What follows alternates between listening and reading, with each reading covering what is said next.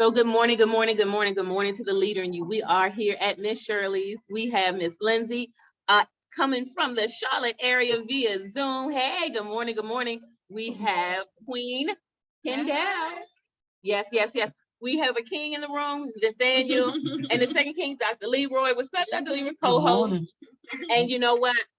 Oh, we got somebody else. Oh, is that hey, we got more people coming in the virtual room, but listen. I was listening and watching, and I just kind of vegged out on Sunday with some inspirational business videos. Anyway, I'm gonna go back to some of my other. I'm gonna go back to. It's okay. I'm gonna go back to some of my other notes that I took on Sunday. Is Lindsay still with me? Yes, I'm here. Okay.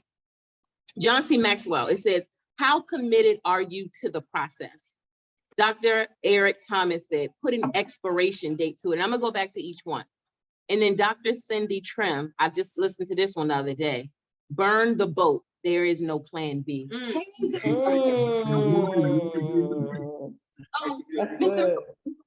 I'm Milroy. Well, come on into the phone. We just got started. Hi, nice to meet you. Yes. Yes, absolutely. And then we also have a queen via Charlotte online with us on Zoom. Hello, Lindsay. Nice to meet you. Nice to meet you as well. Yes, yes, yes. So come on in, and then let me give you that way when the waitress order something you would like. Thank you. So let me go back to it. No, we just been kind of talking exchange, but we just started like with the topics that we're going to cover, and everybody can chime in and give their viewpoints. But the three main topics we're going to cover during this leadership breakfast. One of the quotes again by John C. Maxwell: "How committed are you to the process?" A quote by Dr. Eric Thomas says, "Put an expiration date to it." And a quote by Dr. Cindy Trim says, "Burn the boat. There is no plan B." And so when I saw the quote about from John C. Maxwell, and it's how committed are you to the process? He was talking about whether it be business, he was talking about if you have like an outreach organization, how committed are we to the process? We know fourth quarter is right around the corner. I want to make sure we got you guys. We know fourth quarter is right around the corner. And so I wanted us to have a conversation about committed to the process as leaders, right? And how are we going to be committed to close out this year? What do we need to do so we can transition into next year to hit our goals, right? So that's one point of the conversation today. And then Dr. Eric Thomas came back saying, put an expiration date to it. I saw this, I was up literally like 2 in the morning. And when I saw this, he was talking about sometimes there's things in our life that's residue and we haven't deaded it yet. We haven't killed it yet. We haven't been done with it yet. Like milk, if we know milk has expired, it's going to have a smell. If we try to drink it, we're going to probably want to throw it out of our mouth. Same thing it is in our life. What do we need to put an expiration date to? And sometimes it's not that it's things that's necessarily bad, but it's just not in season for us anymore. So us as leaders, we're going to be talking about that today. And then Dr. Cindy Trim, this was my fave. I love and I follow her. She said, burn the boat. There's no plan B. She said when she launched out to build her business, she didn't give herself other possibilities. She didn't give herself, there could be a C, a D, a F, or whatever. And when I saw her video, it was about 20 minutes long. It was all about burning the boat. So I want us to think about this morning, what boats do we need to burn? What boats do we need to burn so that way as we go into next year, we're totally just focusing on our plan A. This is Good Morning to the Leader and You breakfast. We're going to eat together. We're going to talk together. We're going to encourage each other. But also, I want us to talk about these 3 core things. What are we committed to? What expiration date do we need to put to whatever? And then what boats do we need to burn? So anybody can chime in on any one of these topics and kind of share your thoughts on what you. Yeah, it's totally fine. Yeah, I know we were talking a little bit earlier, but I'm sorry. yeah, we were talking earlier, and you guys know I just got done with campaigning. Yes. Running for the State House delegates, and I look at it as one, the experience was tremendous, to do something like that, all that was required just to be qualified to become a candidate, forming a team, a very small team. Mhm. But understanding, going through the process to help me understand, okay, this is what I need to do next time. And here are the things that I need, here's the schedule, here are the things that I need to, etch in stone, put on paper and say, this is going to be the schedule I run for the next 4 years. Here are the people I'm going to recruit. Here's how I'm going to outreach. Here's how, here are the initiatives that I'm going to form. Here's how I'm going to, one, get input from people, for the communities that I plan on serving. So, burning the boat, there's no plan B because I didn't win. I have to stay on plan A to get to win, to win the next time. So a lot of lessons learned, a lot of very good experience doing that, and an opportunity to get some exposure, let people know, my care, my concerns, and things that I'm putting to, like better for all of us. Yeah. I like to interject this. I'm tired of Baltimore politics. You know why? Because I have, for many years, I've worked for people, volunteered my service. And the only time half the delegates and people who run for office speak back to you when you say hello is when they're campaigning, when they need help.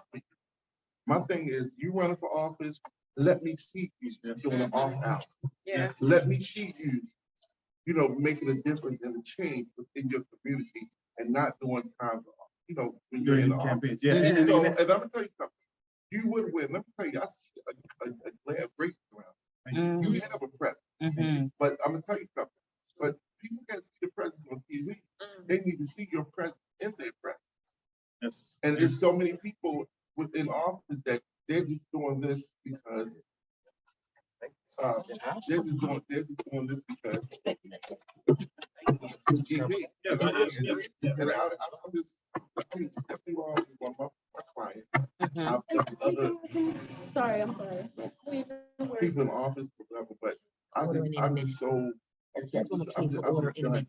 I mean, I still vote. I'm just done. And I'm Yeah. just waiting to see. I mean, from Sheila Dixon to Catherine Pugh.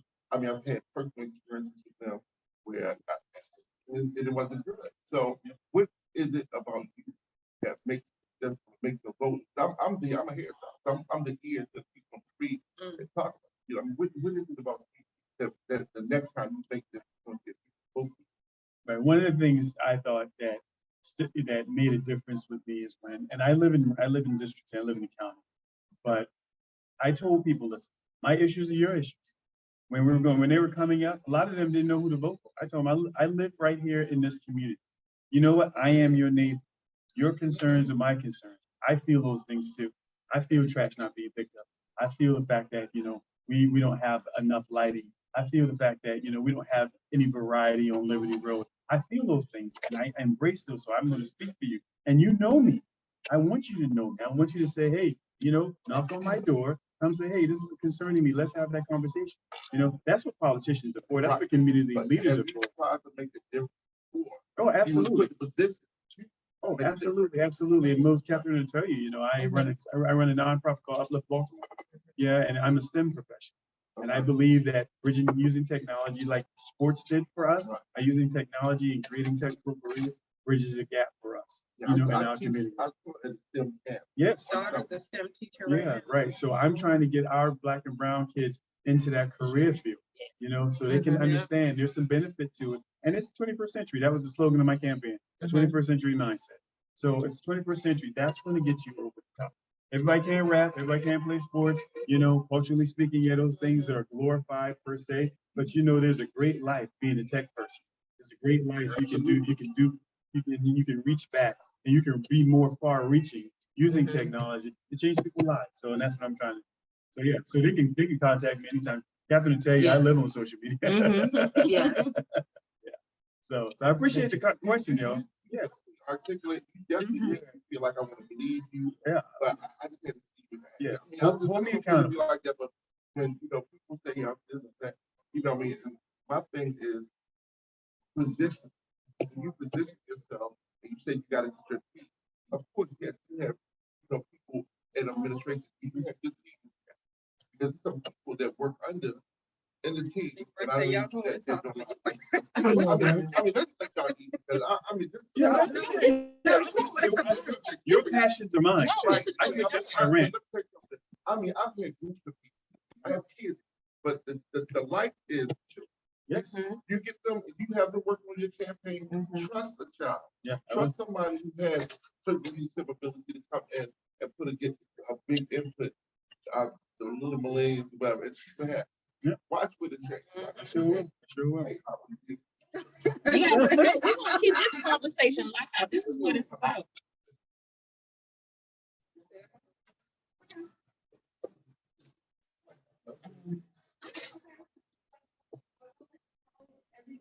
And that's the great thing. Yeah, yeah, I've got to be on mute. So I can't. So I guess I can't. So put my- I can't should open be my- like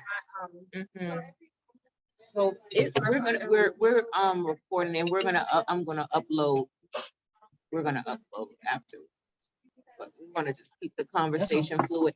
Miss Lindsay, now listen, I know you heard some of these quotes. What's your thoughts on how committed are you to the process, putting an expiration date to it, and burn the boat? There is no plan B. What's your thoughts about any one of those? Yeah, so one, I think, You want to introduce yourself first. We didn't let you do your intro. hello, everyone. My name is Lindsay Peel. I am the founder and principal consultant at Kingdom Vision Consulting, and we're a financial services firm that specializes in making sure that entrepreneurs of color have access to financial tools and resources to gain access to capital, increase your personal net worth simultaneously, but also to find the perfect financial professionals for you to add to your financial dream team. When it comes to all of those quotes, really, it's very timely because this weekend I spent some time in Atlanta for Invest Fest, hosted by Earn Your Leisure, and hearing just from esteemed guests such as Steve Harvey, Tyler Perry, etc. And one thing that they all spoke about was really being on a faith journey and believing that the work that you are doing isn't for you. It's really honestly to serve God, but also to serve the people around you. Your gifts aren't for you. Your gifts are for the people who have been called to your voice. And it's just, it adds confirmation to me to stop looking for confirmation and affirmations from other people. As long as God is pleased, as long as I am following within his will, as long as I am doing what he has called me to do, I will never fail. Sometimes I think we get wrapped up in what the world's going to say or what people think about us, or now the likes and views and subscribers that we have on social media outlets, that sometimes we get a little distracted from our assignment. But it's about really staying focused. And when you're focused and committed to the assignment, it will come to pass. When you put a date behind it, that's really just making sure that you are putting a stamp on what God has already told you to perform. Stay focused and committed to the assignment. Because sometimes life will want to derail us. That's right. Right there, this is a sister from Charlotte. She was sharing her thoughts about staying committed to the process. And what she had just shared was, when we stay committed to the process, we have to stay committed to the assignment. Because sometimes we get derailed and we get on in other lanes, whether people pulling us in their lane, or we get distracted and we going off, just like when we was in a car driving. And if we wasn't focused, a collision would happen. That's how that happens in life with our purpose and our mission. We have collisions with our business and it doesn't thrive because we step either in somebody else's lane, or sometimes we covet what somebody else has because we think that's what we need to have. And I think a lot of times when we talk about leadership, we have to be so in tune to who we are as a leader and not covet anyone else's leadership abilities, not covet anything anyone else has. Because when that happens, we're not going to be committed to the process to the end because we're not even in our own lane.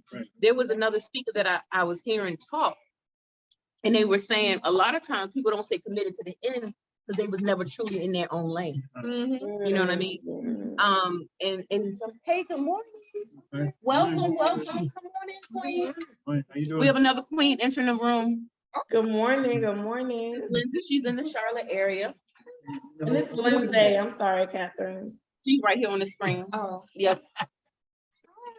Lindsay, nice to meet you.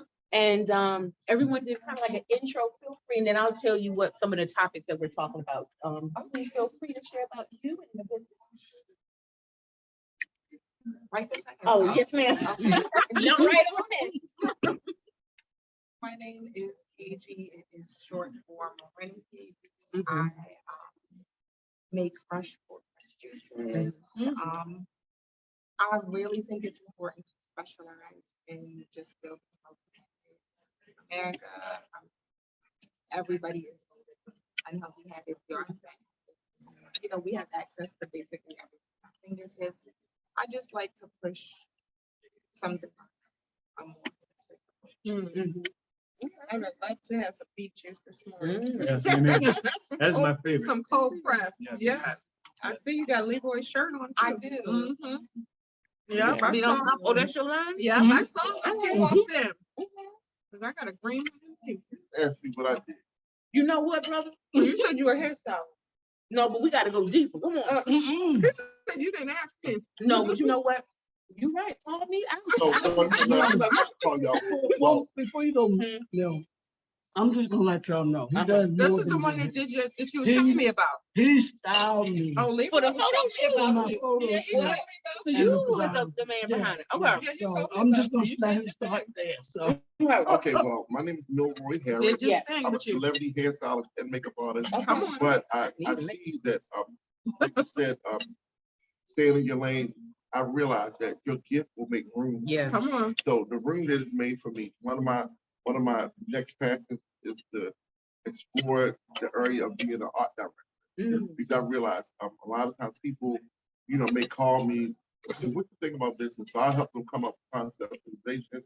Or sometimes I may have a vision. Mhm. Like I had a vision, I see Leroy, I said, oh, he's the boss.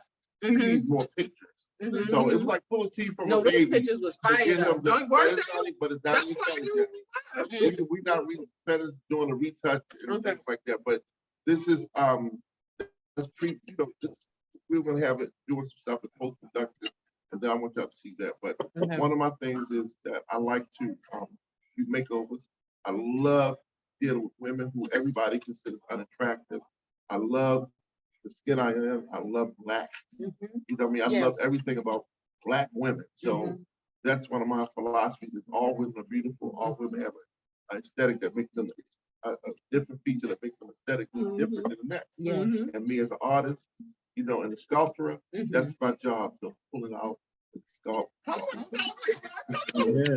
So that's how I feel when I see Black men, you know what I mean? And so that's gonna be one of the book projects I'm working on. Okay. Nice. And Leroy actually, years ago, he was helping with the project, but he was also saying something about being positioned Mhm. to do, putting the deadlines. I finally put a deadline on myself, well, a beginning start date, and my start date will be in September to really do my book project. I had so many other things Mhm. going on in my life that I had to be in alignment with Yeah.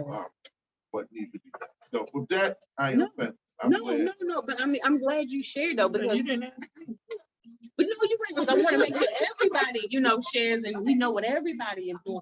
But I like the perspective of what you said when you use the word sculpting,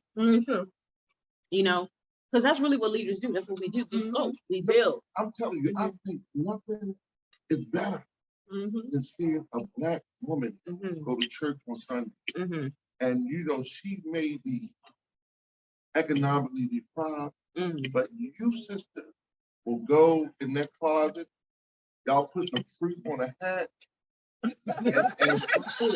go find something, put a glove on, and get a pocketbook from a thrift store or from Kmart, Mm. and make it look like $1 million. Mhm. And see, you ladies don't give yourselves, Nothing to do with some of money. our sisters don't give themselves enough credit. Mhm. Because one thing I've learned from working around the country Mhm. is that a lot of the top hairstylists in the world come to the hood. Mm. I actually work for a company, and they come to the hood, they steal our ideas, and they do what we don't do. They Oh, put of course. intellect behind it, Mhm. and they articulate this, and they put intellect behind it. Yeah. And then the ones who are in position to do stuff, the hams, they don't even worry about that, because they don't care.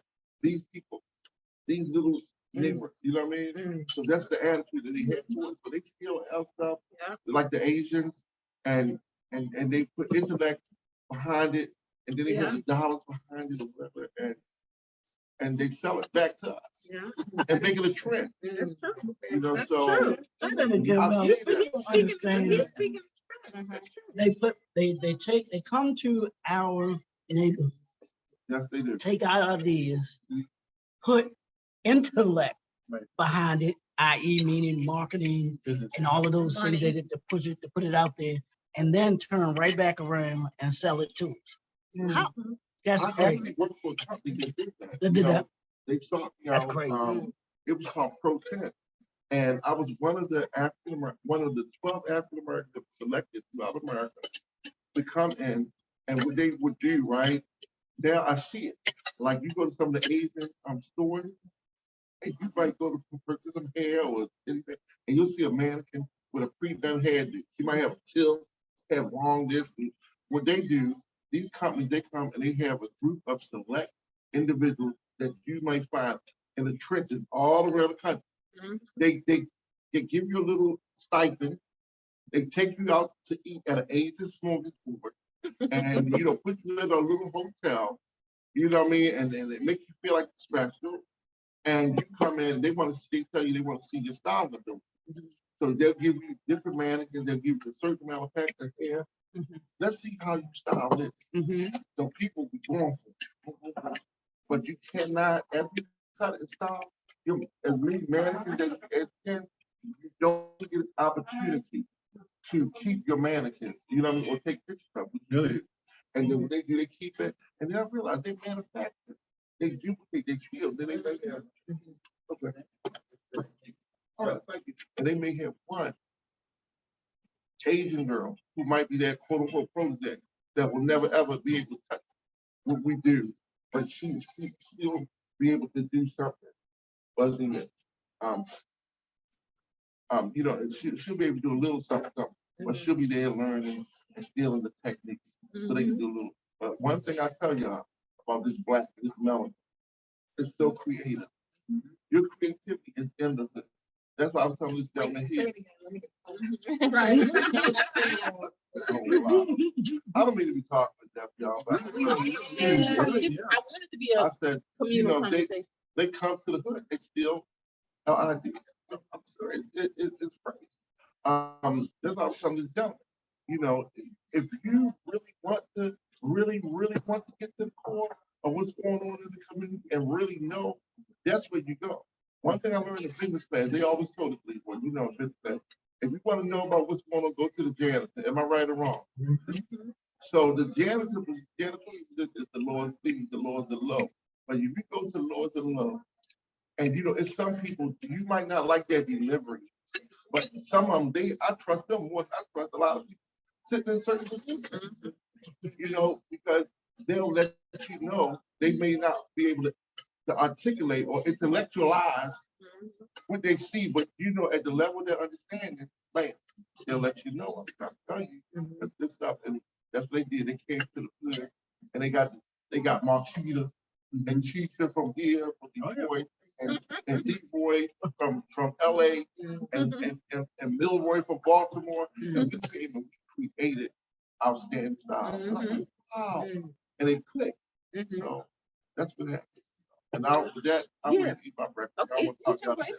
But on the heel of that, how do we continue with our individual leadership capacity, and what do we need to do specifically as far as strategy steps for the fourth quarter? Fourth quarter is right around the corner. That's October 1st. We're all in business. So I think everything you shared was healthy, and everyone has been sharing. And I want it to be a free flow conversation. It's not a dictator leadership breakfast, it's a communal. But I think also I want us to walk away with strategy, tips, and tools that we can actually implement as well. So let's brainstorm as leaders at the table. What do we need to do individually? And then possibly what can be done collectively with all of our businesses. I'll start first. One of the things that I am doing a deconstruction in my business. When I say deconstruction, what I mean by that is I'm looking back at my business plan. I'm looking at where any holes are. I'm looking at where there was no productivity, whether that be in sales, whether that be in marketing. I am deconstructing my whole business. That's what I'm doing in August and what I'm doing in September. So that way, October 1st, I'll be implementing new strategies that can help me thrust into next year. So a part of my deconstruction, I'm also examining myself as the leader of the company. I think a lot of times companies don't do that. We're examining the workers, we're examining everybody that's a part of it. We're not examining ourselves. So I'm examining myself. What did I do well? What did I not do well? I'm looking at my consistency. I'm looking at all of that. So when I say deconstruction, it's a deconstruction of me personally, but it's also a deconstruction of the business plan. I think you should tell them what you do, because they might not even know. Okay, so the name of my business is CTR Strategy Solutions. So I'm a business consultant and I work with organizations. 80% are nonprofit organizations where we help them get their 501c3 tax exempt status. So I've been processing those since 2007. And then I also work with for-profit businesses, helping them to create their business plan. So what I'm talking about for myself personally is also what I share with clients is the deconstruction phase. Because, you know, a lot of times, you know, we don't get to where we want to get to because we didn't take that time to deconstruct. This Sunday, I did a binge. It's this program that I enrolled into. It's called 1095. And you know who does the 1095, right? So, Man. yes, Dr. Will. Dr. Roland. Dr. Will. And I He's signed up for his Roland. program. Mhm. But it was so many different dynamics going on literally within my family. But the good thing is he sends out all of his recording, all of his trainings are recorded. So even though I didn't make it live Sunday, I binged out on all the first three. Oh, But what I got from that, and he's such a straight shooter, he's no plan. I mean, he's a compassionate person, but he's a straight shooter. And what I got from all of those training tutorials is that if we're not where we need to be, when you get to a certain age, he kept saying that several times, when you get 40, he said, when you get 40 and older, if you still talk about things, why you not where you need to be, it ain't nobody's fault but your own.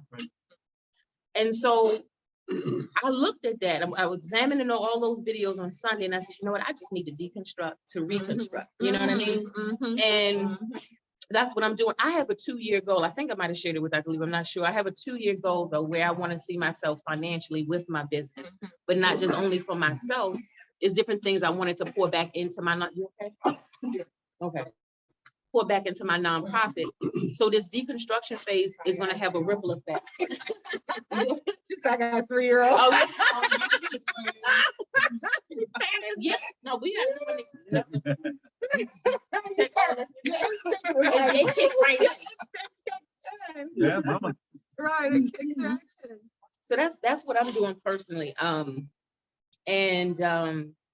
looking at where I am.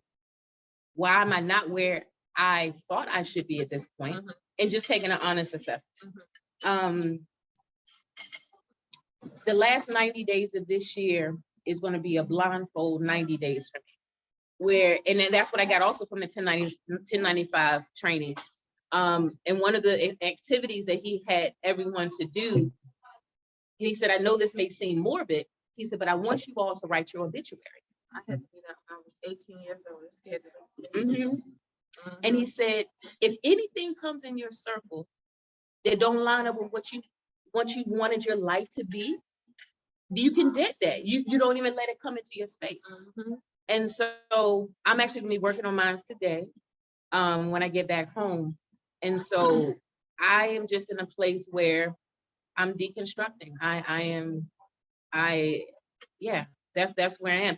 Even when it comes to food, because I follow, I don't know if y'all follow his page, he talks a lot about healthy eating and things of that nature. That has often been a struggle. So when I talk about the business, I'm not just talking about business only, I'm talking about every area of my life. Because if I am not healthy internally, I can't do the things I need to do with my business. So I'm looking at all those facets of my life as a leader. And so that's why, so the 3 quotes that we started off today with, let me just share with you. John C. Maxwell, how committed are you to the process?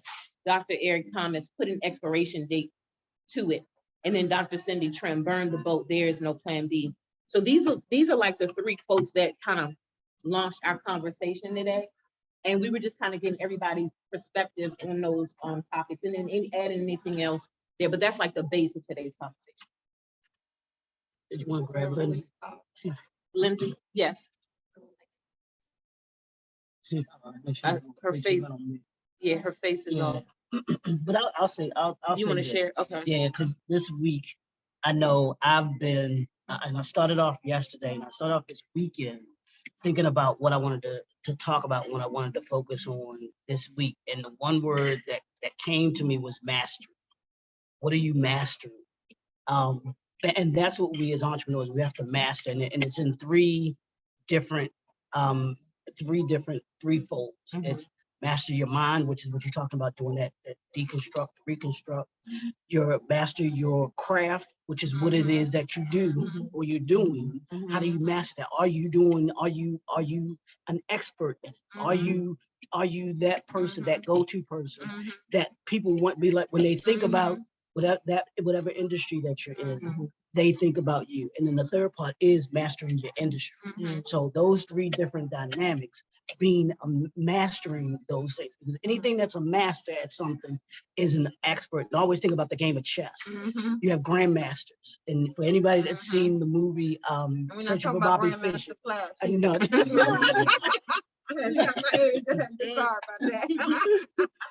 But anyone who's seen the movie Searching for Bobby Fischer, it's about this young boy who's on his search to become a grandmaster, chess master, and he's being taught by a grandmaster. And the grandmaster, when it comes to being a grandmaster, you're not just thinking about the one move that you make as a chess player. Grandmasters think five pieces or five moves beyond that one move.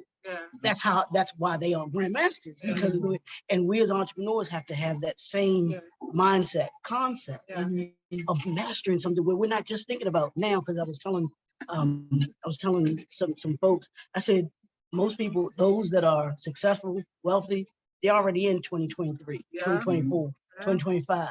They're already in 2030 because they're thinking not just now, they're thinking about, beyond what they're thinking about right now.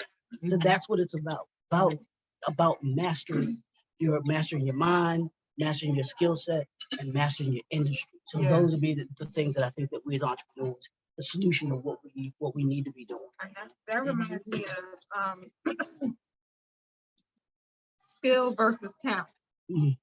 Because oftentimes we know that God has given us these gifts, and we have the gifts, we have the talent, we already know we could do it with our eyes closed. But to perfect it and master it, that's the skill. So with the skill, you have to keep sharpening your tool. And I think a lot of people don't do that because they think, well, I can do this with my eyes closed. Let me tell you something, I could write a book literally with my eyes closed. Like God speaks through me. I've been writing since I was little, but there still is a skill to it.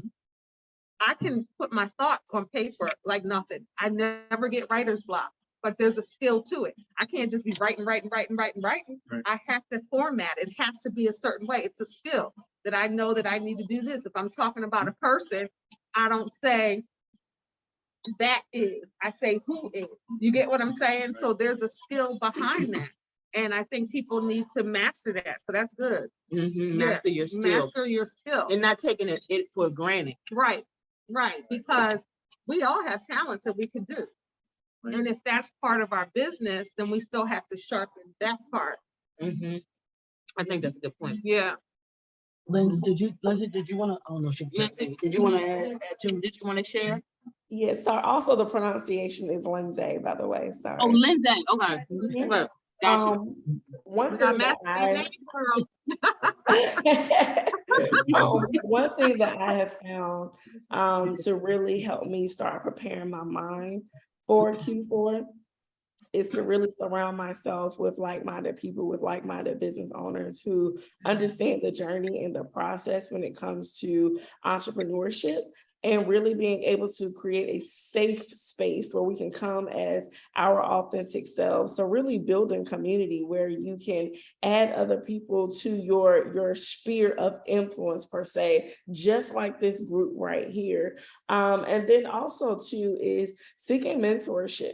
I believe that we are never too far above that we can't get help, support, guidance, from other people. And sometimes we need to hear someone else restate what we're thinking or what we've said to them, or help us kind of put the pieces to the puzzle to what it is, what our vision is. I think so often we feel like we have to do business on our own. So often we feel like, we can't ask for assistance from someone. And a lot of times we keep ourselves stuck. It's really when, we think about the power of moving as a collective, when we think about the power of unity, a lot of times you move much further. And even being, even more open to collaboration, especially when you have people who are in similar businesses, especially when it comes to just thinking about the nonprofit world. There are so many organizations who do some of the same things, and everybody's fighting a lot of times for the same money. And I feel like if we think more about collective efforts, how can 2 or 3 join together to go for the bigger dollars to make an even bigger impact, we'll also see ourselves go much further in business. So I'm looking specifically for me this year to strengthen my tribes, my community, my business community specifically, being able to really seek the support and mentorship that I really need to kind of help stay focused and grounded to the vision and the goal at hand, and being able to delegate, being able to ask for help when you need it. No, I like the collectiveness. Tell me, what is your business again? So we're a financial services firm, and we only work with entrepreneurs of color in 5 key areas of finance known as CLASS. So creditworthiness, long-term wealth, asset protection, strategic banking relationships, and strategic asset and accumulation. In short, we make sure that Black and brown entrepreneurs understand the importance of building their personal credit as well as business credit simultaneously. They understand the importance of creating retirement plans, making sure that for the long term that we can be set. Way too often as entrepreneurs, we're not thinking about how to save for the future. We're only really thinking about how do we pay bills next month? How do we make payroll, next week sometimes? But we have to start envisioning that long-term plan for ourselves, because it's the group of entrepreneurs who retire and don't have anything to retire to. Once you stop working for someone else, there is no 401k. You are your own 401k. And if we're not having those conversations, if we're not opening those accounts and making sure that we're focusing on that, then we're going to find ourselves stuck and sometimes regretful when it is time to retire. We also make sure that our clients understand the importance of protecting their assets, both from an insurance perspective, but also from an estate planning perspective. Of course, we know that many Black and brown entrepreneurs do not estate plan. We don't want to talk about, what happens, after our time here on earth. But I'm glad you mentioned that your mentor, your coach, has you guys writing your obituaries. That's a part of that, right? So making sure that whatever assets that we have can be passed down to our families in a very fluid way, but most importantly, so that they are not getting, they're not put in the hands of the state, who will be making decisions about your assets that you've worked so hard for versus your family. Banking relationships kind of speak for itself, making sure the entrepreneurs have a business banker, someone who can advocate for them on the inside, especially when it comes to, accessing capital and strategic asset accumulation. I'm a firm believer that every entrepreneur should have multiple streams of income, and we should hold ourselves accountable to purchase more assets that can make us money versus liabilities that typically depreciate and or do not add value to our personal lives or our business lives. So kind of in summary, we make sure that entrepreneurs have a very intentional focus on both their personal finances and their business finances at the same time, because it's not one or the other. It should be this and that. No, I mean, I don't know if everyone could hear, but she was definitely hitting on some very, I think, pivotal points when it comes to business, because a lot of times business owners, they look flashy. I mean, I'm just saying sometimes it's people get staged for the Instagram or whatever. But what she's talking about, but do you really have the assets? Is it just the clothes and the shoes, or do we really have a business? Well, that's what I got from what you were saying. Are we just looking the part, or are we really a business owner? Absolutely. And so, and I like the way that you was phrasing everything. I mean, prior to that point of you expressing what your business is, you said collective unit, coming together in a collective way. This brother right here was talking earlier. I'm not sure if you could hear when he was talking about the Asian community. That is something that they do. They're strong with that. And so, and if it's not happening that way in our community, I'm not saying it is, it isn't. It's an open conversation to get everyone's input. You reference them. Do we see that same replication in our community? What are your thoughts on it? Or anyone. You want that? Uh-huh. I think we're, Yes, go ahead. ma'am. So it was really hard for me to hear what she was saying, Mhm. but just from you saying about, you know, do you just look the part or are you really a business owner? I feel like as a new business owner who is still learning a lot every day, I've noticed that since I've started my business, every single day I'm out, I run into somebody I know, you know, on accident. Now, back in the day, it used to be the days when I looked like the most hottest mess that you could find. And then I run into somebody I haven't seen in high school and it's like, dang, like I had to run into this person today. But I noticed ever since I started my business, every single day I see somebody I know. And it's always like, oh, I haven't seen you in 10 years. Oh, do you remember me from so and so? So I've started just trying to look a little cuter because it's like you never You're still know. your brand, you're Yeah, representing it's like yourself. you never know. Yeah, so you who still you're have to gonna do like that. run into. Yeah, And then yeah. it's like dealing with like fresh fruit and like vegetables and things like that. I kind of don't want to be looking super crusty, but at the same time, it can be difficult because if I'm chopping up fruit all day, like I'm like stained up from like team break or whatever the case may be. But I have tried at least a little bit to look. So let me clarify what I, no, but yeah, absolutely. Let me just clarify real quick. I don't mean don't keep yourself up. Okay. Oh, No, you no, no, mean no, like, no, oh, no. You gotta, Fake it till you make it. You're still your you, brand. yeah, hygiene is important and keeping yourself, adorning yourself, that is women, but yeah, we definitely have to. What I mean by that is, I'm not gonna say, and it was a lady that reached out to me on Instagram. Way more followers than I do. Way more. I mean, she looking hot, looking good, everything. We get on the phone, she ain't got no money. Okay. And then she talking about, I need your help. As fast as money come in, as fast as money going out. Nah, she got all these followers. She got all these flashy stuff going, just looking good, but broke. That's what I'm talking about. We gotta keep ourselves up. We gotta. So I think for people like that, it's really important for people to use their following to make their income. Sometimes people don't know how to, or like how you talk about with skill and talent, like some things you're just naturally good at, but at the end of the day, hard work beats talent and talent fails to work. You've hard. been That's right. Like, That's so right. it's like you can look as flashy as you can. As flashy as you look, all you gotta do is have one shirt and say it's $9.99. Somebody is gonna buy that for $9.99 and your bank account is gonna start increasing. But if you use all your followers and you're too scared or you're too shy or you're too nervous to express yourself, or maybe you don't know how to, then it becomes a bit difficult to create an income off of that follower. But I think people who look a certain way, especially those flashy people on Instagram, they can totally make somebody. And let me tell you, Yes, yes, she wanted to. There's a what follow. she Okay. said. Because, and people don't know, and this is where skill comes in. Because even with certain things, you have to know how to do it and you have to know the rules of the game. Like even with, I have 50,000 followers on TikTok, right? But you can't just do that. Like people think, oh, that's easy to do. There's certain things you can't say on TikTok, you can't do on TikTok, you can't sell on TikTok. You have to be very strategic or they will ban your account. Oh, wow. For months. So it's certain things like you think followers equals money. Let me just leverage that. It's not, it's so much different. And as I'm learning and honing that skill, it's not that easy. So when you see people like, oh, she got these followers or he got these followers that can do that, it's not that easy. Well, I don't know about the broke part, but Here's the reason. Yes, please share. And we'll introduce who you are and your business. Okay, my name is Hugh Williams of Photo Fashion Photography. I actually. Women, you did. And he Women, you is, did. he is the that's why photographer. that's why he went to Oh, those photos was fire.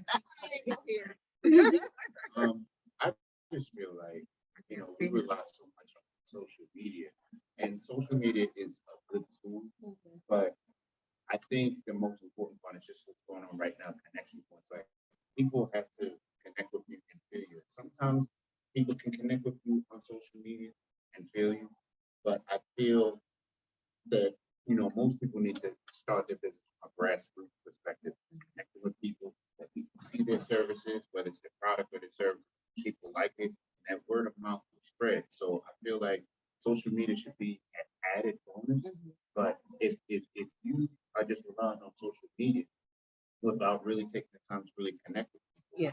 You don't really It's a have. blended approach. It's Yeah, there you definitely a go. small There you percentage go. of social media. And Yeah. also, I'm in the hair industry, so for real, when I first started out with no license, never went to hair school, just had an idea, had my degree from, the administration. And I said, I would create my own economy. And I said, what would I do? Hair. I was good at it. I was great at it.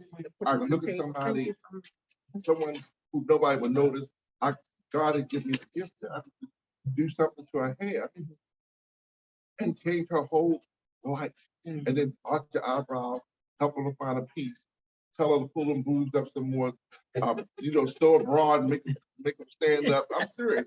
And for real, someone who wasn't getting noticed began to get noticed. You provided attention. It was specialized attention. It's a gift. And a lot of hairstylists, you would not believe. I was making at 24, I'm making $3,000 a week living. Was I filing taxes? No, I wasn't doing anything. So when I didn't have anybody to come and tell me, connect yourself with a mentor. Every person who I looked up to, with the exception of the people that didn't live here, like I said, to this gentleman right here, he could be a catalyst to start some kind of program within his community for mentorship for people that need mentorship. People was not helping me. And it wasn't that I was arrogant. And Lee, can tell you, I was always considered a very nice person, but they was hated. I could sit down, I was working, just through a contact I made, I worked at BT. And I was working at BT, freelancing. And the gentleman who was the fashion director at BT, he took me on his wing like I was his son. Made them see me in New York. New York gonna see, I did a favor for him. But I was getting money. I wasn't buying all the fly pieces. I was looking clean. I was looking presentable. But but I knew we lived cheap. I got a apartment in New York because I was doing television. And I had a place here. But I didn't have nobody to talk to. I was the first one. What do? You're the first one in your family and your network is doing. Well, nobody coming that was in Jack and Jill that I knew, you know what I mean? Coming trying to help me. None of the people that were already there and established was trying to send an olive branch to me to do whatever. Yeah, if I could do something for their kids to help the kids, I would do something to give them a discount with my business. I'm making $3,000 a week. And I didn't have nobody to tell me what to do. And then when I got with the accountants, or like even with what's her name? The one, Joan Pratt. She got over on me for some of my tax stuff. So that's why I'm saying, I mean, I've seen it, who help, we have to build some kind of, and I'm glad we have meetings, but we have to build some kind of hub. I know they say SBA is okay, but if you don't run to the right people, we could do this with our community. You know what I mean? We could build some kind of hub, for businesses. Like you're doing something, you say you help people reformulate their business. I would love to come and talk to you about reformulating, rebranding, but are you going to give information? People don't give information. They want you to climb through I mean, I've never begged for nothing. I feel you. And have and on houses and land. But I'm saying that hairstylists, a lot of make $5,000 a day, $10,000 a week. These local hairstylists here, these little guys, they don't have no customer service skill, but they can do some hair, they can put a weave or do a lace front, you know what I mean? But I'm happy at 50 that people are still, young people still requesting me. I'm on it. But I don't make the money like these kids make it. If y'all want to get to somebody who makes just as much money as these doctors and stuff, check out these hairstylists. I'm trying to tell y'all, and y'all can kill cover a lot of ground. I'm trying to tell you. No, I would like to unpack some of the things you shared, and then I want you to share a little bit about your nonprofit and what you're doing. So the first thing that I want to talk about is many things. One, at the very beginning, you had mentioned something about haters. I think as leaders, we got to understand we just gonna have. And I assume that I don't. And I think the quicker we as leaders get that we gonna have people that's not gonna like us, that's gonna hate us, is the quicker we won't even be able to focus on. We're just going for help. Oh no, but let me tell you something. When you're talking to the leaders, I feel you. that's the one. I was rejected also when I started. Let me tell you, I was rejected. I was in New York. Mhm, I was rejected. I went to DC mhm, and New Jersey. You know what? They showed me more love. mhm. So when I was coming back and the Travis Weekies and them see me and bypass, you from Baltimore? Yeah, you remember I came to you. Yeah, Or when I was doing different things, traveling, and people flying me out, I might see the Sheila Dixons, and I'll put Yeah. you out there for real. Yeah. What the Cat Hughes yeah, and all that other stuff. They wasn't sure. That's the hateration I'm talking about. Yeah. The people that set in leadership. I feel Not you. no pun intended. So but if you can make me feel something, I'm a loyal person. Yeah. I'm a loyal person. And so I go far beyond the Call of Duty for people I believe. Absolutely. You know what I mean? But And I feel everything so you're I saying. done went to everybody. I went down to Mhm. import and export because I wanted to import and export. Sheila Dixon was Right. one time. Okay. So I can tell you. You know Yeah, what I mean? yeah, So yeah. No, I agree. What I was, where I was going with that was, no, you're fine. We can express. Where I was going with that was, because this is a leadership breakfast, right? So when we talk about the different dynamics that we're going through, we also have to redirect our mind and say, you know what? This is going to also come with the territory. And with the political thing, I know exactly. I didn't know that. I was No. a young man. No, well, I was when I didn't know. I was 22 and I went to the Right. leader and I was rejected in the city too. Right. But not only that, it's, and I'm not, my thing is, even with certain things that I know that I'm doing, I know that there's certain things. Hey, good morning. Morning. Hey, how you doing? Good. Miss, wait a minute. Hey, how you doing? Are you telling me, honey? Hey, you think Come well, on here. come Come on. on here, girl. I'm Catherine. Nice to meet you. It's our first time meeting. Good to meet you. Welcome. Feel free to get some breakfast. Okay. We'll let you introduce yourself once you get, settled. Yeah. Okay. Everything that you're saying, I have felt. I have personally felt it. So I know exactly what you're saying. I'm hired. But Don't crack. look. All of Let me I'm it's sorry. okay. It's okay. And I know how it feels. I can relate. But you know what? I had to tell myself, if I'm going to walk this road of leadership, I have to also understand that that is going to come with it. Now, was it easy? Did I like it in the very beginning? No, I was 22 and rejected right here in the heart of the city. I'm not going to go on the names. I don't need to do all that. But what I'm saying is, no, and if you have to express what you have to express, but what I'm saying is this is the leadership breakfast and we can express it, but once we express it, then we have to also shift our mindset and say, what do I do with this now? Here's, why you were successful, why you still successful. Everything I've heard you say, you connect with people.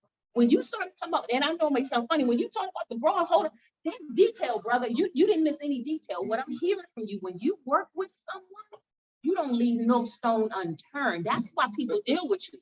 That's what I'm hearing. So even though you did not have that mentor, that innate ability on the inside of you allowed you to rise to the occasion. Even though no one was there. And I feel your pain. I understand what you're saying. I've been through a lot. I know what rejection feels like. But also, just like you told him, what you see in him, also what I see in you, is that raw ability that you have on the inside of you that allowed you to reach those financial goals, that allowed you to do what you're doing now, and the more that is still to come. You mentioned something also about within the hair care community, individuals making the money, and what are we going to do? So I didn't even get to the chance to talk about it, but I'll just share it now. And I've already shared it with Dr. Leroy. I'm actually on the first, I'm going to be getting a key to a space here locally, and it's going to be a decent space where it is going to be a physical hub. And every first and third Fridays, we're going to be doing networking events, trainings there. I'm gonna have access to it 7 days a week. You mentioned also something about within the hair care community and the beauticians and so forth. There's a client of mine that's now we're becoming partners. He's in the DC area. He's actually putting together a curriculum model specifically to help business professionals in that industry so that when they're making that money, but they know how to not only flip it, but turn it into a long-term business for themselves, right? This sister also talked about one of the things that business owners, sometimes if we don't know, we don't know. But if we're a business owner, if we don't have a retirement plan, what's going to happen, right?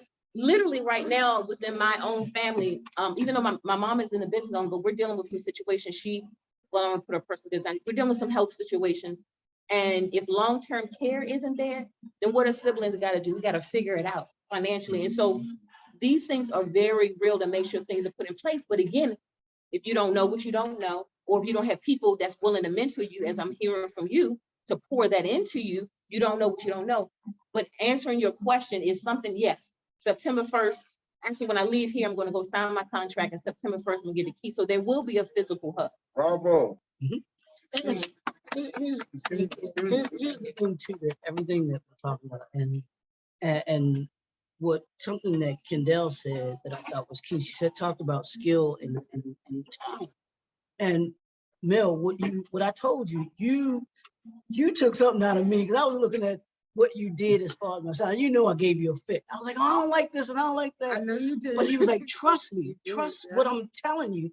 This is how it's going to look when it comes out. And sure enough, and him and Hugh, when they had this image of what they saw in me, I was just like, all right, okay. And then when I saw the pictures, when those they had me thinking I was a model. I was like, on Instagram, and I told you, I don't know if you remember, not Instagram, Facebook. I don't know if you remember about What's you, your name? Kendall. Okay. Mhm. nice to meet you. But, No, yeah, but yeah. trust your skill, Like, you trust did a what good it is job. that you're doing. And most of us here can say that we didn't have those mentors, and especially in business, because that's not where we were at that particular time in as a community. Being able to teach those who were those that were before us weren't teaching us how to be where it is that we are now. A lot of the stuff that we had to learn was bumping our heads against the wall. I did that too. When starting my business, there was nobody out there telling you. Really, I was like, there's tons of books that can tell you how to start a business, but there was nobody, and there were no books to show you how to keep the doors open, how to manage that money that you're getting. You get this influx of money because you are talented or you do have a skill. Okay, now what? Now what? I don't know what to do with it. So it's important that those of us that have acquired the skills and the talents that we have, that we not only use them for our business, but that we pour it into that next generation so that they don't have to bump their heads all the time against the wall. Yeah, there's some things we got to go through. We just got to go through, because that's part of growing your business. But for the major part of those things, I've always said you should have someone that's in front of you who is where you want to be, somebody that's on your level, which is working towards what you're working towards. And then those that are coming behind you that you pour into so that they can learn what you've actually learned. Those are three levels that we should be doing. And then the last thing I'll talk about is everything we talk about here is about your ecosystem, your business ecosystem. Oh, he was already on there. Yeah, he was already. What's your business ecosystem? Who are those, your business? Who do you do business with? Who do you have around you? What's your team? You talked about having your team. You have to have a team around you. You got to have your graphic designer, even a stylist to tell you what that look that you want to put up there. Having a website designer, having an account, somebody that can somebody that had that money, and all of those team members that you have around you. That's your business ecosystem. And then you being a part of your client's ecosystem. That means, like I said before, when they think about getting headshots, they thinking about Hugh. When they're thinking about being styled, they're thinking about Milroy. When they're thinking about business consulting, they're thinking about coming to Catherine, coming to Lindsay. Did I get it right, Lindsay? Did I say it right? I want to make sure I got it. But having that ecosystem, or building that ecosystem is huge. And what you're doing, Catherine, that hub, I think is going to be huge as well, because it's going to begin to be able to put people in connection with each other and where we need to be, because relationships are resources, y'all. So these relationships that you're building is, my boy Clarence, you go. Come on. Clarence, he says relationships are resources, so that when I might not have an I don't answer. have problems, but I have friends. I have That's what he friends. always says. I got people that can solve problems. And that's what each and every one of us as entrepreneurs are here to do. We're here to solve somebody's problem and being able to do that. Yeah, So, I'm gonna say this. Yeah, and then after Kendall, we're gonna let Nathaniel to share about his nonprofit, and we're gonna let Nzinga introduce herself and share about her business. Go ahead, Kendall. What I want to say is, this is what I have a problem with in business. When people don't want to share information, especially she a touchy nerve. when people don't want to share what they know Mhm. and they want to charge you for every little thing. As a business owner, I believe this. I believe God's going to take care of me financially. Right. And as certain things I will charge for, but certain things I will not. I will help people step by step to do something. You want to write a book? Do my workshop. You don't have no money, you do this workshop for free because I want to see your dream come true. I'm gonna show you how to write a book from top to bottom. I'm gonna show you what you need to do. I don't nickel and dime people for everything. And I think with Black people, sometimes they don't want you to get where they are. They always want you here and then here. And I don't believe in that. And I really want to debunk that with Black people. I'm going to give it to you because I know God got me.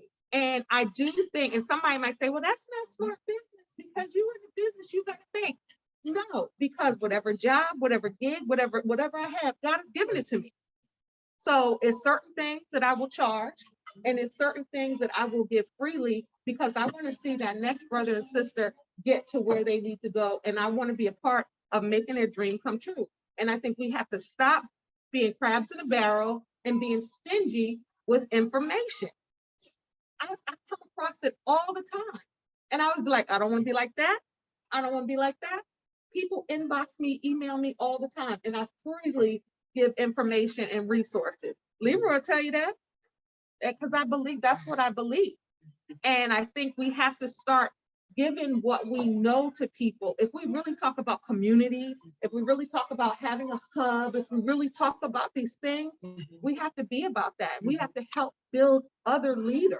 We can't just be the leader on the top, be like, I see what you're doing down there, but you ain't gonna make it up here for me because I got this information. You asked me and I'm not gonna give it to you. And we gotta stop that. That's what burns my biscuits. Yeah, yeah. And if I could segue, yeah, and that's why I formed Uplift Baltimore. And Uplift Baltimore is a nonprofit that provides wraparound services to young people up to the age of 26. A lot of us sometimes, unfortunately, we just don't know how to do things, you know, and then the people who knew how to do things, they keep things so they want money for it. So I wanted to, I wanted to start this nonprofit that really help kids. I'm a 25-year IT professional. You know, I've been in the military, I've traveled the world, but I've realized that using technology from a professional standpoint really gives us a leg up if we really embrace it. And I want to get that into our kids, our young people. You know, the employment gaps, you know, it's there. I'm trying to get kids in high school now to take tech, you know, so they can walk out of high school in jobs. So that was one of the things on my campaign. You know, college is going to cost money. Associates, it's just time. You got, you know, we got very dynamic, complex family environments sometimes. But if we can get kids to work earlier and we can pay them, you know, I have a 20-year-old kid as an example that works at our company. Went through a program in Boston that I'm mirroring here in Baltimore. He makes $60,000 with full benefits. There's no kid's going to turn, no 20-year-old's going to turn that down, but he's a tech professional. So we're really trying to pour into them. They have to be willing to do those things. Yeah. The other thing is the mentoring, the mental health mentoring. Even my own family, I have situations where we deal with substance abuse, we're dealing with, you know, blended families, we're dealing with relationships that have gone. Having somebody to talk to, or having somebody I know I can put them in touch with to say, hey, I'm just like you. And then just being transparent. Yeah. You know, we have to be transparent as a people now. Yeah. We've had slavery all the way up to now. Ain't much in between then and now that you need to hide. You know what I mean? It's happened to somebody. Yeah. And not be embarrassed to be ashamed about it. But you're going through divorce, separation, drug addiction, whatever. You're human. It's part of it. Yeah. Talk about it. So future generation of people can do it. And that's why, you know, with my campaign, you know, what I'm going to do in the fourth quarter is I'm going to regroup. One, really assess the position I'm going for. It was good to be I ran for state delegate, but I wanted to understand how to run. That was the main goal, and reach people, get my name out there and let people know who I am. But I think my initiatives really wrap around another seat and, you know, in the county government. So that's what I've learned. So now it's preparing, it's forming that team. And then most importantly, getting out and meeting people, going to the events, going to the movie, to the meetings, the council meetings, so they'll know who Nathaniel Logan is. Meeting you all and you being invited and speaking to your engagements, your event, or supporting is the thing that I have to do as a political figure.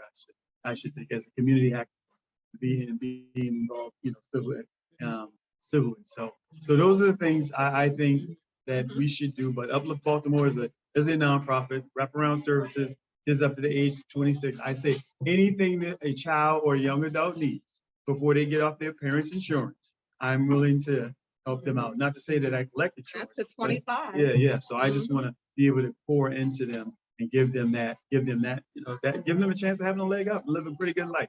You don't have to be a star to have a good life, you know? Is it an age requirement for kids? Is the location requirement? No, you're wherever, it's Uplift Baltimore. So You probably get a couple of pictures, you answer that question. sure, absolutely. Okay. Yeah, absolutely. You can ask. Yeah, please. Oh, no, I just wanted her to introduce herself. Uh-huh. Miss, Good morning, everybody. My name is Morning. Linda Conway. I am the owner and operator of Brain Journey. We're a full outpatient mental health and a residential substance abuse facility. We service individuals from 5 on up to adulthood. And yeah. And going back to the conversation about business training and development and complementary resources on August 25th, and anyone is welcome to come. If you know of any business owner that don't have a coach, that don't have money for a coach, I'm doing a 4-hour training. I'm not charging that day, but we need people to come on time. And it's August 25th from 4 to 8 p.m. Why do I talk about time? Because time is something we don't get back. Now, we know some people may be working and leaving from work. So if they can't get there to 4, it's okay, because what I'm doing in that 4-hour block, every hour and an hour is new topics. So even if they miss, let's say they couldn't get there right at 4, I'm gonna record it. So if they didn't get the beginning part of the training, you know, they can still go back, kind of like what Dr. Will is doing with 1095. So I'm putting this out there. It's gonna be the Cobalt Workspace. I've already got the room reserved. August 25th, 4 to 8 p.m. Yeah, it's actually a couple minutes from here. 4 to 8 p.m. And again, this is because, so when we talk about challenges, I'm always wondering, then what's the solution? We have a solution coming up August 25th. So as we talk about who's willing to coach and not charge, it's happening on August 25th, right? So if you want to come, if anybody you know that's in business that want to come, it's a Thursday, 4 to 8. And it's going to be, I always say meat and potatoes training. We're going to come in and we're going to be mapping out the 4th quarter. That's what that 4 hours is all about. The 4th quarter, we're going to be mapping out what does our financials need to look like for next year, what it look like for the years thereafter, really for the 3 years. So one of the things when I do coaching and training, I don't believe in wasting nobody's time. So whoever does come that day, you're going to walk away. If you don't have a business plan, you're going to walk away with a business plan. We're going to have laptop stations. If you have a laptop, bring it. If you don't worry about them. Have at least 2 extra laptops set up. So, and I have this software, it's the Business Pro software. Don't worry, you don't have the software is going to be there that day. So we're eliminating excuses on August 25th. So if you know anybody that want to come, if you want to come, the doors is open to you. Okay. So yeah.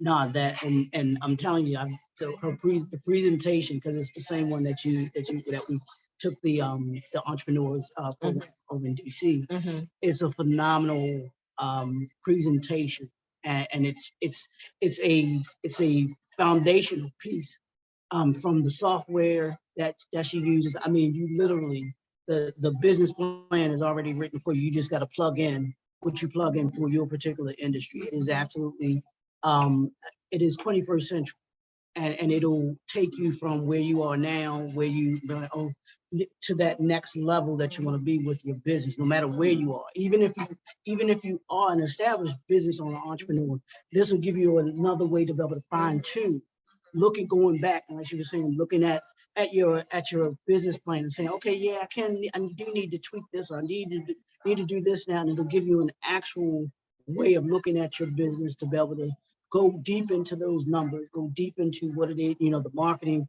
all of those different aspects of your business to be able to fine tune it. So that, it's a worthwhile. So if you know anyone, any aspiring entrepreneur, and if you know any, like some of the beauticians that want to come, they can come. Okay. So let me ask you something. I have another question. Sure. So listen, is there an age limit or age requirement for kids? I have a nephew. Oh. He's young. And so the reason why he couldn't get to a program is because of his age, but he has a they study. We just moved back to back stateside from Calabro, Puerto Rico. His father's age engineer. My sister's very intelligent, but he has a mentality of a 25 years. So he wanted to do IT. So yeah, put him in touch with me, please. Real talk afterwards. That's exactly now the campaign. So we're really getting back into my nonprofit work. So I want to, as many kids as and it's a great thing because, I'm not a behavioral health expert, but, we have someone that's here. So I got my kids that said, hey, I will put you in touch with that service, and we come up with a schedule for you guys to service them. So that's exactly what it is. Yeah. Really trying to bring things together, wrap around and get the kids in a better place. Yeah.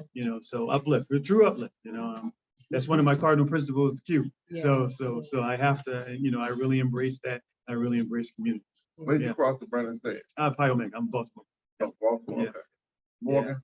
No, the city chapter. Okay. The city chapter, yes. And so as we talk about the morning to the leader in you, the morning to the leader in you was started to awaken us to where we need to go, where we need to go, where we need to go. That's one thing I'm always telling myself, where's the next step? Where's the next step? When I talk to entrepreneurs, where's the next step? When I started business, I did not come from a family of money. That was not my reality. Everything that I have, and many people here at this table, everything you have is because you worked for it. You worked for it. And so then I want to make sure that when we walk away from this morning, I'm very intentional about when I leave a setting, what are we walking away with? What can we sink our teeth in and actually do, right? So some share what they want to work on. Anybody else want to share what they specifically want to be working on as far as their business? Yes. Well, my goal, my lifelong aspiration was to open up a hair and barbering school. But inside this school, it was specialized. I would have a segment where kids would learn, soft skills, customer service. They would learn how to articulate when they're dealing with, their clients, how to do, how to deal with conflict resolution, and then also how to prepare for photo shoots and how to market yourself through photos. Well, first of all, with the final result, I know you said y'all still doing more, but what I have seen, there's no question in my mind that is an absolute, that's a diamond. Like your gift with that. I mean, I've seen his photo, but it was next level. I mean, did both of y'all coming together to put y'all creativeness together with the result of that? You know what I'm saying? I think you should totally flow in that. And when you come on August 25th, we're gonna hash out the details in terms of how you need to execute it. I'm gonna execute. That's my skill. So like we all have something that we just naturally good at. My gift is when I work with a client or an entrepreneur, if they have an idea or a concept, but it's kind of like not put together yet, and it's kind of like here, there. My skill, just like we had a jigsaw puzzle, right? And all these pieces is all over the place.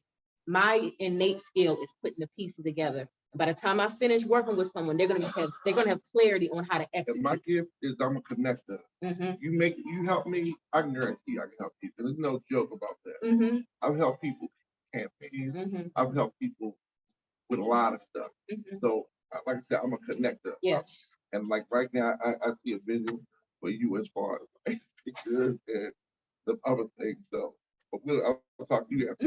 I mean, once I get this thing in my mind, it's like this thing that goes off the side of my head. And I just do something. Right. I see ideas for makeup for you. I even see ideas for wardrobe for you, right where you are. You know what I mean?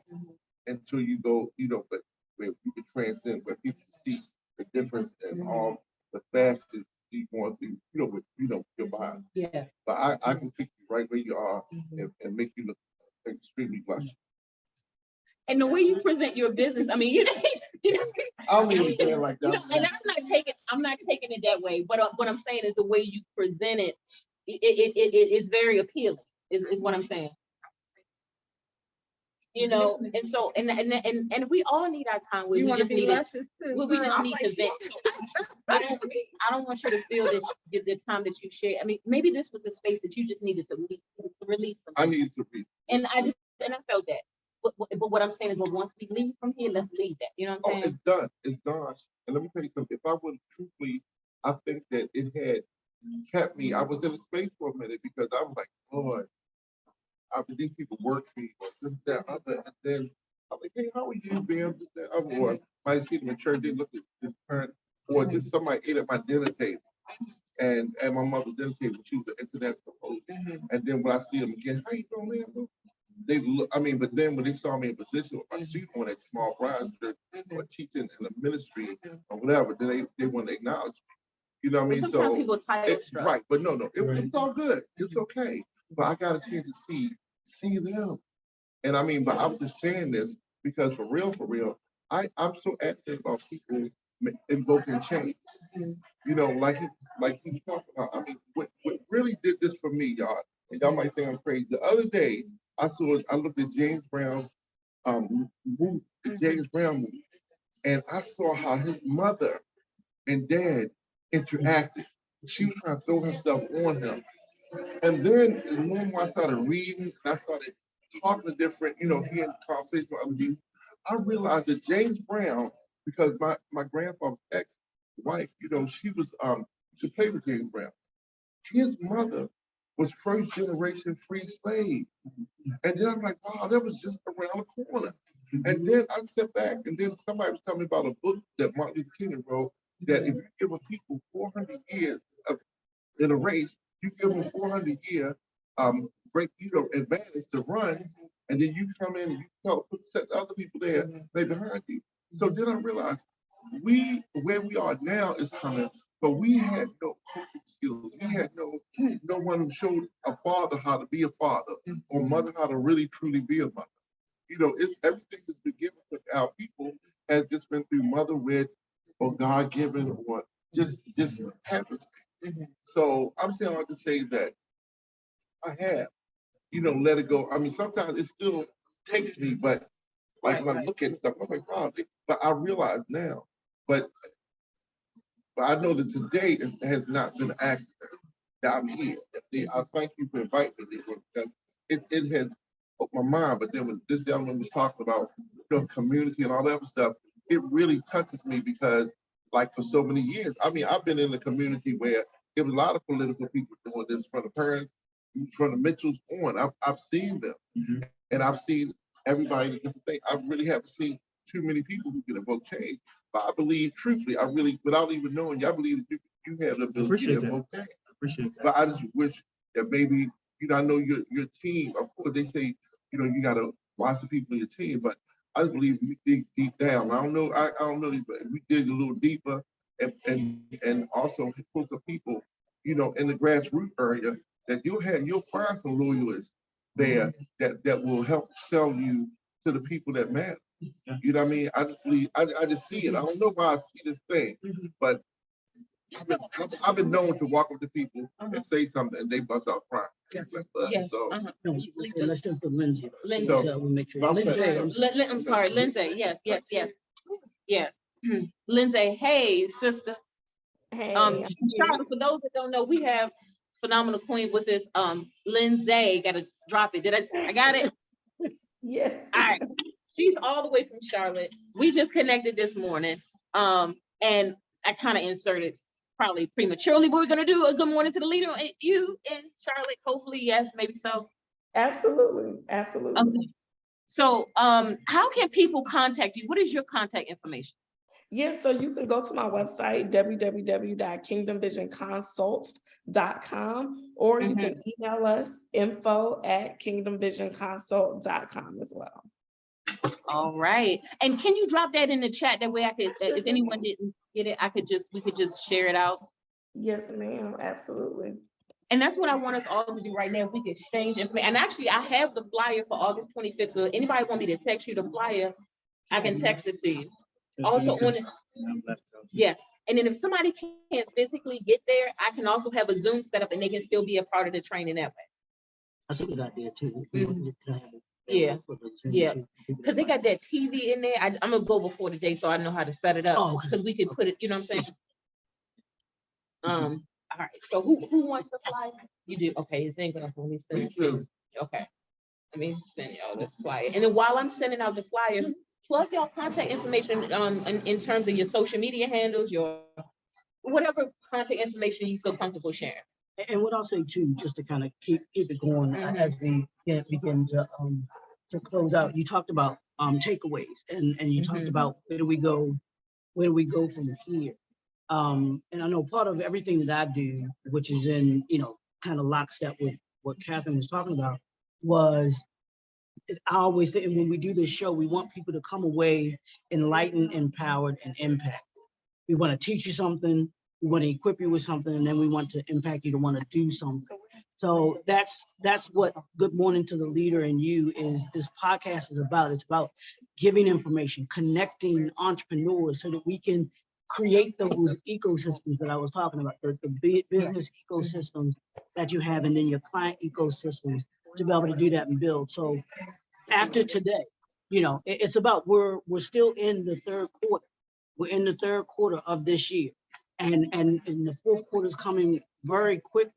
So what you want to do is you want to think about and take a look at where you are in this third quarter. You have January all the way through to at least July that you can look at with your business and seeing where you are and say, okay, this is how I want to go into the fourth quarter. These are the things that I want to do because my thing is always, you want to finish strong. It's about finishing strong. That fourth quarter is about everybody that has run track or knows track, that 4x100, that anchor leg, that last leg is running. It's about running full force. It's about being that one person that has the speed, talent, skill to be able to catch anything that's in front of you or leave anything that's behind you that's not give it the ability to catch up with you and be able to do that. So hopefully you'll take that away from today. You'll be able to take this. I thought this has been really, really, really, really great to be able to see us, to be able to come together like this, to be able to dialogue, to be able to talk, and to be able to have a mastermind, if you will. And like I said, this week, I'm talking about mastery. What are you mastering in your business? What are you mastering in your mind? You got to master your mind first, because if you focus on the wrong thing, you will go in the wrong direction. So it's about mastering that mind, mastering your craft. Be the expert in what it is that you do. Be the best at what you do. I'm that person that can do this. I can do it. And I always thought about this when I was in the hospitality industry and I worked. My thing was always, I could literally be at home. There was an issue that they would call me and I could literally see the computer, what they needed to do.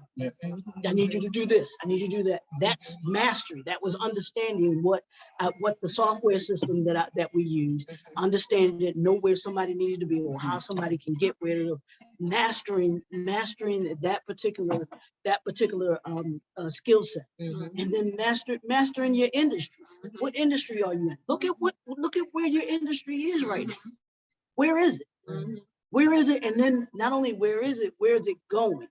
That way you're always ahead of everybody else. If you're thinking 5 years from now, you'll always be ahead of everybody else. I learned in college, my dean, he always taught us about the bell curve.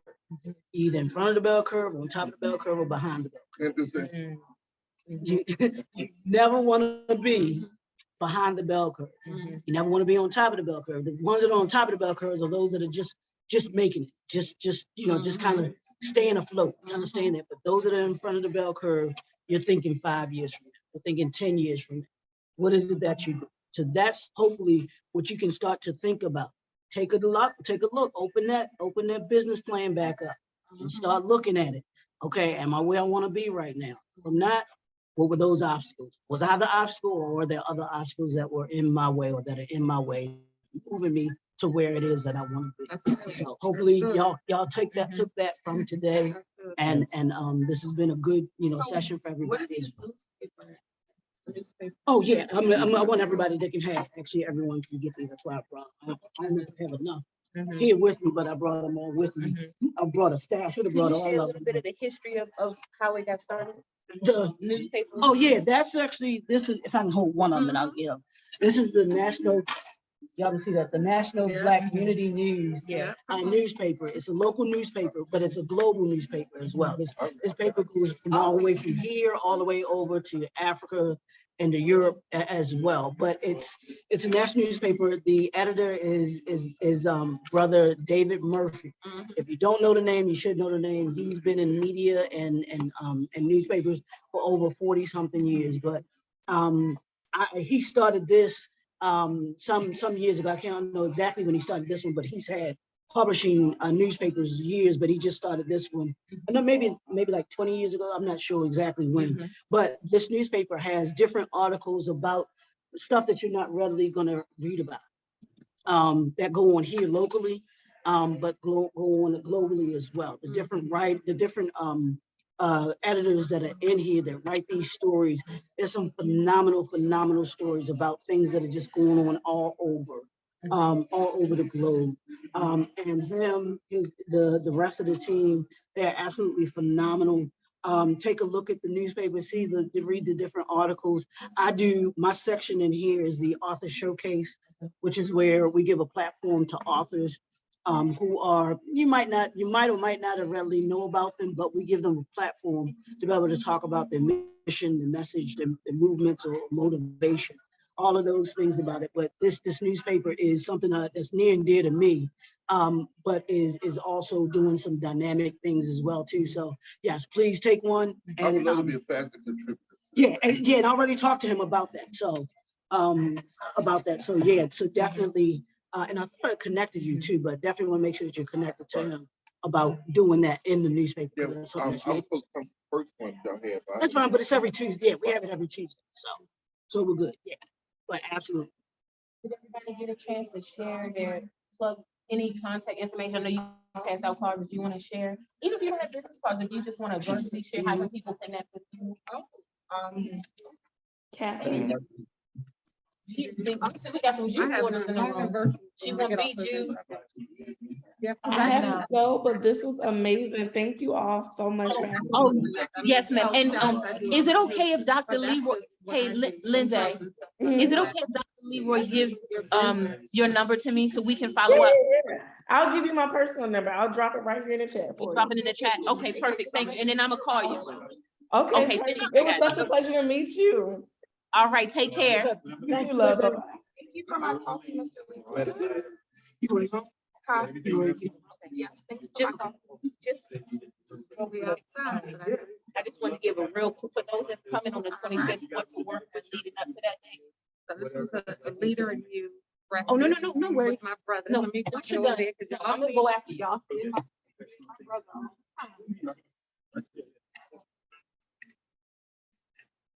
Look, we actually in the same room.